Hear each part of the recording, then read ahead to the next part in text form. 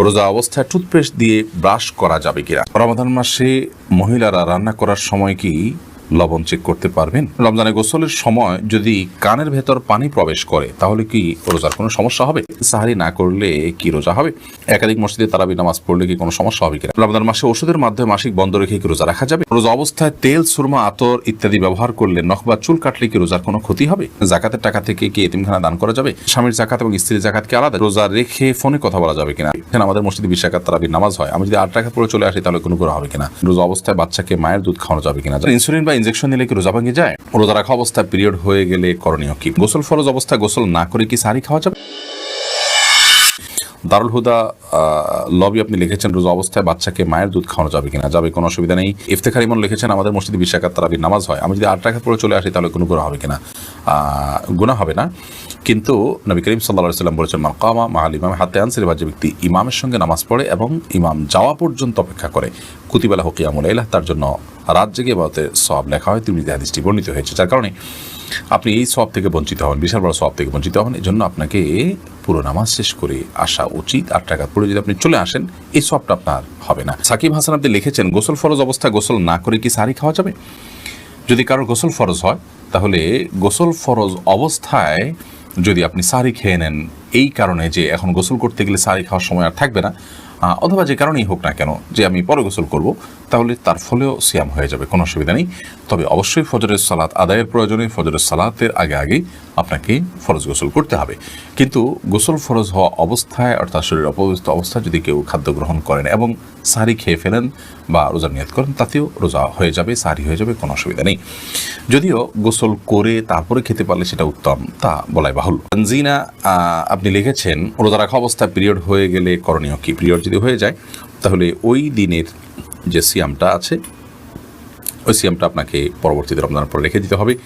আর period হয়ে গেছে, এখন আপনি অন্য রোজাদার সামনে আপনি খাদ্য গ্রহণ ইত্যাদি থেকে বঞ্চিত থাকবেন এবং ওইভাবে পার করবেন। নাহার পারভিন আপনি লিখেছেন জাকাতের টাকা থেকে কি এতিমখানা দান করা যাবে? যাবে, এতিমখানায় এতিম গরিব বাচ্চা যারা জাকাতের হকদার আছে তাদেরকে জাকাতের টাকা দিতে পারেন, ওই ফান্ড দিয়ে তাদের খরচ বহন করা হবে। আজিদুর রহমান আপনি লিখেছেন ইনসুলিন বা ইনজেকশন নিলে কি রোজা ভেঙে যায়?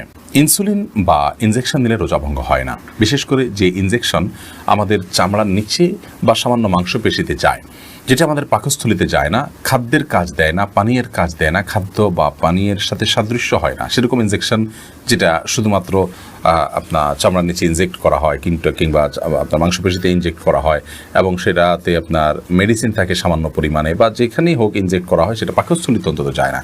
তো এই ইনজেকশন এবং আপনার ইনসুলিন এগুলোর কারণে রোজা ভঙ্গ হবে না, এটাই বিশুদ্ধতর মত এবং সংখ্যাগরিষ্ঠ উলামা ইকরাম আরব আজম সবারই মত বলতে গেলে।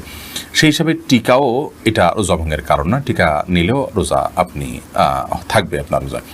তবে যে ইনজেকশন আপনার খাদ্য বা পানীয়ের কাজে, ধরুন গ্লুকোজ আছে, এরকম গ্লুকোজের যে স্যালাইন আছে যদি আপনি গ্রহণ করেন তাহলে তার ফলে রোজা ভঙ্গ হয়ে যাবে, কারণ এটা খাদ্য এবং পানির কাজ দিয়ে থাকে। সোলাইমান মাহমুদ আপনি লিখেছেন সাহারিতে আজান চলাকালীন সময় কি পানি পান করা যাবে? জি না, আজান শুরু হওয়া মানে ফজর ওয়াক্তে শুরু হওয়া, তারপর আপনি খেতে পারবেন না। যদি আজানটা হয় আপনার তাহাজ্জুদের আজান তাহলে সেক্ষেত্রে খেতে পারেন। এমনি শাহরিয়ার ইসলাম লিখেছেন রমজানে গোসলের সময় যদি কানের ভেতর পানি প্রবেশ করে তাহলে কি রোজার কোনো সমস্যা হবে? সামান্য পানি যদি কানের ভিতর যায় এবং সেটা যদি আপনি ঝেড়ে ফেলে দিতে পারেন, শেষ যদি আপনার থাকে তাহলে ইনশাআল্লাহ রোজা হয়ে যাবে, রোজার ক্ষতি হবে না। শাহাবুদ্দিন শিকদার আপনি লিখেছেন সাহারি না করলে কি রোজা হবে? সাহারি যদি আপনি না করেন তাতে রোজা হয়ে যাবে, আমি শুরুতে বলেছি। ইখতিয়ার হোসেন ইফতি আপনি লিখেছেন একাধিক মসজিদে তারাবি নামাজ পড়লে কি কোনো সমস্যা হবে কিনা? কোনো অসুবিধা নেই। এর পরের প্রশ্ন হলো রমাদান মাসে মহিলারা রান্না করার সময় কি লবণ চেক করতে পারবেন?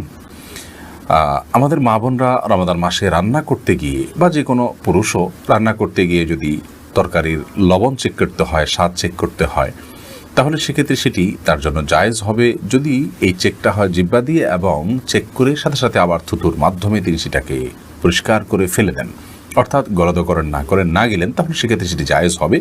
যদিও এটা অ্যাভয়েড করতে পারলে সেটা বেটার এবং উত্তম।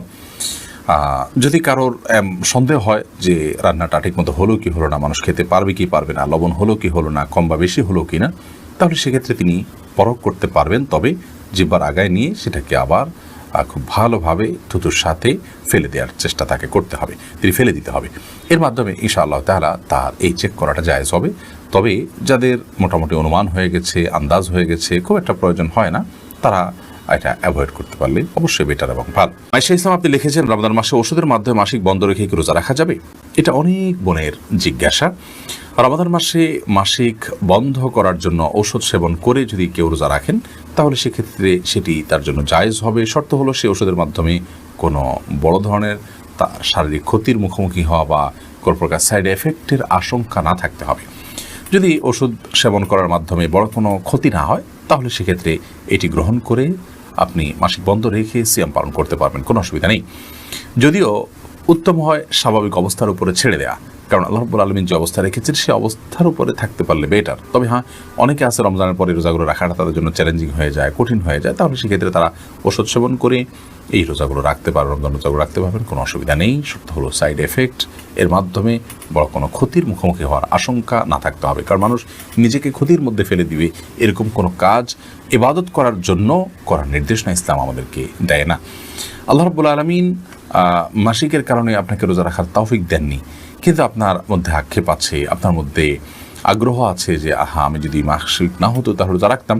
তো এই যে একটা আপনার আকুতি, এই যে আপনার আকুলতা, এটার কারণে আল্লাহ তাআলা রোজা না রাখতে পারার পরও আপনাকে আল্লাহ রাব্বুল আলামিন রোজা রাখার যে সব সেটি দান করবেন। কারণ হাদিসে আছে, নবী করিম সাল্লাল্লাহু আলাইহি ওয়াসাল্লাম বলেছেন, কোনো ব্যক্তি যদি অসুস্থ হয়ে পড়ে, শারীরিকভাবে অনুপযুক্ত হয়ে পড়ে কোনো ইবাদত করার, অথচ তার যখন শারীরিক সক্ষমতা ছিল তিনি সেই ইবাদতটি করতেন, ত্রুটি বিচ্ছুতি করতেন না, তিনি সেটি করতেন এবং এখনও সুস্থ থাকলে তিনি করতেন, তাহলে সেক্ষেত্রে তিনি এই ইবাদতটি সুস্থ অবস্থায় করলে যে পরিমাণ সওয়াব পেতেন, অসুস্থ অবস্থায় সেই ইবাদতটি করতে না পারার কারণে তার যে বেদনা, তার যে আকুতি, তার যে আকুলতা এবং তিনি যে সুস্থ থাকলে রাখতেন, সেই বিবেচনায় আল্লাহ তাআলা তাকে ইবাদত করার সওয়াব দিবেন। বিধায় মা বোনরা এক্ষেত্রে আলাদা কোনো কসরত না করলেও ইনশাআল্লাহ বিইذনিল্লাহ আল্লাহ তাআলার কাছ থেকে তারা আজর পাবেন, যদিও এই রোজাগুলো তাদেরকে আবার রেখে দিতে হবে।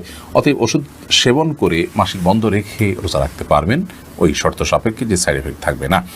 এর পরের প্রশ্ন হলো, রোজা অবস্থায় তেল, সুরমা, আতর ইত্যাদি ব্যবহার করলে নখ বা চুল কাটলে কি রোজার কোনো ক্ষতি হবে?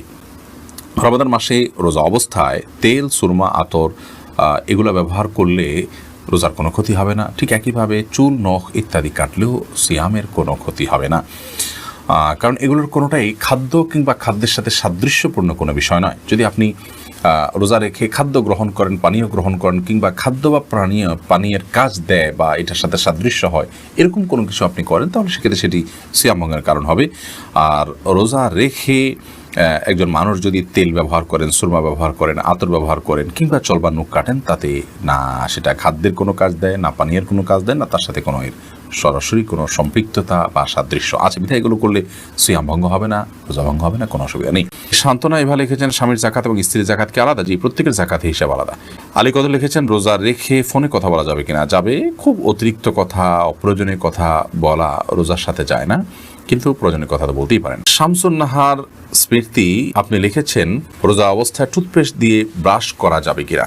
টুথপেস্ট বা মাজন ইত্যাদি দিয়ে, পাউডার ইত্যাদি দিয়ে দাঁত ব্রাশ করা যাবে কিনা, এ বিষয়ে আমাদের দেশের ওলামায়ে কেরাম বলে থাকেন এটি মাকরুহ এবং অপছন্দনীয়। রোজা হয়ে যাবে, কিন্তু একান্ত প্রয়োজন ছাড়া আপনি এটি মুখে ব্যবহার করার ফলে আপনার থুতুর সাথে অপ্রয়োজনে কিছু জিনিস আপনার পেটে যাচ্ছে, সেটা পরিমাণে কম হলেও, তো এই জন্য এটা আপনার জন্য অনুচিত এবং মাকরুহ। সাহরি খাওয়ার সাথে সাথে আপনি ফজরের আগে আগে ব্রাশ করে ফেলবেন, এরপর দিনের বেলা আপনি মেসওয়াক করবেন কিংবা খালি ব্রাশ দিয়ে আপনি দাঁত ঘষবেন বা পরিষ্কার করবেন।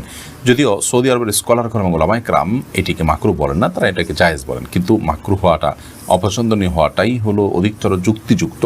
কারণ টুথপেস্ট এটি আমাদের থুতুর সাথে ভেতরে চলে যায়, হোক না সেটা পরিমাণে কম, তো এটিতে একান্ত প্রয়োজন নাই, যার কারণে আপনি সারির আগে আপনি টুথপেস্ট দিয়ে ব্রাশ করেন, পরবর্তীতে খালি ব্রাশ কিংবা মেসওয়াকের অভ্যাস গড়ে তোলেন। যে দিনের বেলা আপনি খাদ্য গ্রহণ করছেন না, বিধায় এটা নিয়ে খুব বেশি পেরেশান থাকারও কোনো কারণ নেই।